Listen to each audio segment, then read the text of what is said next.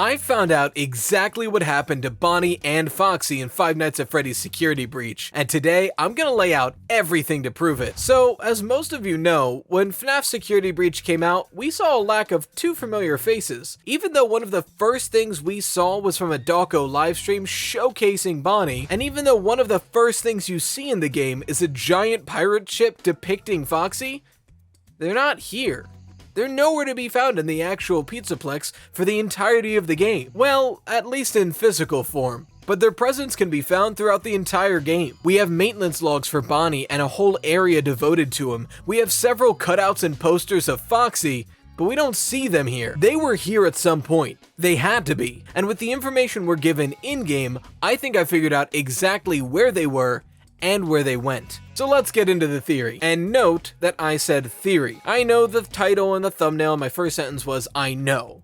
But obviously I don't know for sure. None of this is confirmed, so don't get mad at me if I don't agree with what you say.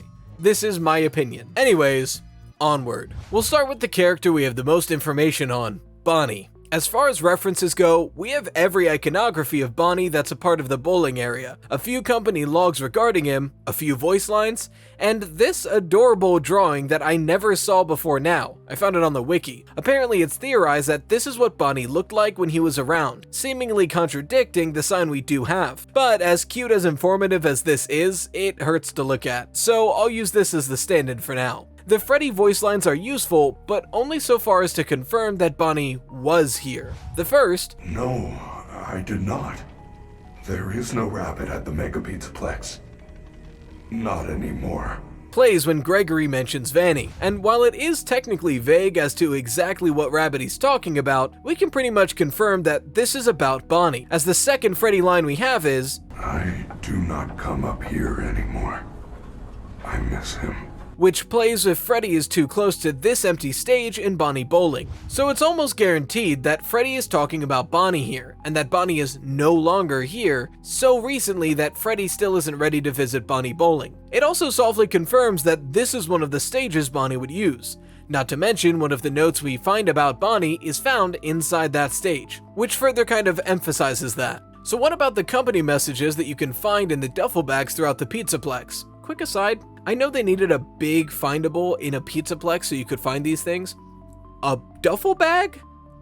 It seems weird for a message, I don't know. Well, there are 3 messages pertaining to Bonnie. If I were to place them in the order in which they're written, I'd assume the first would be missing, which reads, "Missing. Security report. 12:24 a.m. Bonnie is seen leaving his green room in Rockstar Row, heading east towards the atrium. 2:40 a.m. Bonnie enters the East Arcade. 4:12 a.m. Bonnie enters Monty Golf." This most likely was an automatic report when the Bonnie animatronic went missing. Since the other 2 talk about what to do after the fact, I have a feeling this message would have come first. Similarly, the next message is frantic, like they're scrambling trying to figure out what to do before they open up for the day. The message being understudy, which reads, "Management report. With Bonnie out of commission, we are making Monty the new bass player.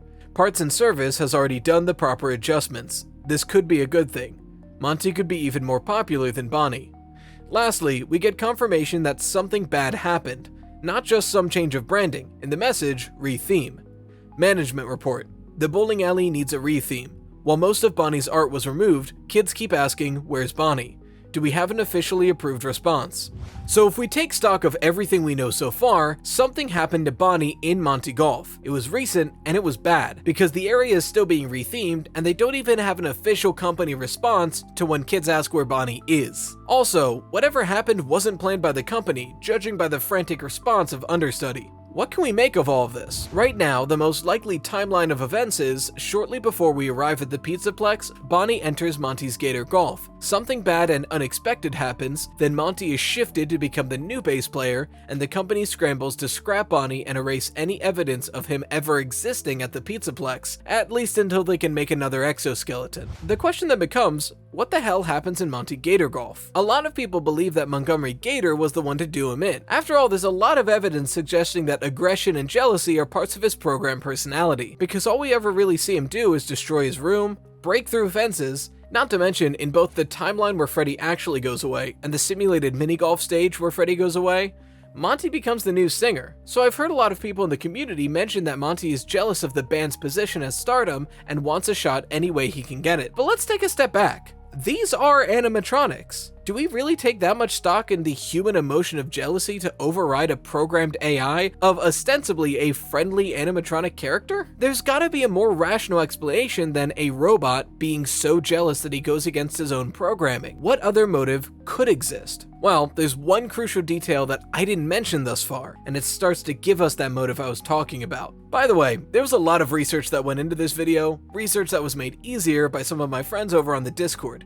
It is 18+, not because we do weird things, I'm just 23 and don't want to hang out with minors, but we've got a Minecraft server, we talk about games in general, you can play Pokemon on the server. Anyways, go join it, link in the card in the description, it's great. Looking at the end of the game, we meet the most recent iteration of William Afton, Burn Trap. He looks terrible. Well, the design is awesome, but I mean like, health-wise, he looks worse for wear. He looks so drastically different than the last time we saw him, in Freddy Fazbear Pizzeria Simulator as Scrap Trap. I mean, the heads are a different shape, the hips are wider, it can spread more, he gained in arm. Looking at these two, it's obvious that parts were either added on or a new suit was created altogether. But where can we get fresh bunny animatronic parts to match with his old one to keep him as intact as possible? Glamrock Bonnie. If Glitchtrap and Vanny wanted more rabbit animatronic parts to reconstruct William Afton with, they needed to stage some sort of accident. No way in hell could Vanny just approach the higher-ups and be like, hey, I know I'm just the security guard, but I'm gonna take one of your main animatronics into a basement and you'll never see him again. It'll be totally fine. It wouldn't fly. So they needed to make it seem like Bonnie had to be scrapped,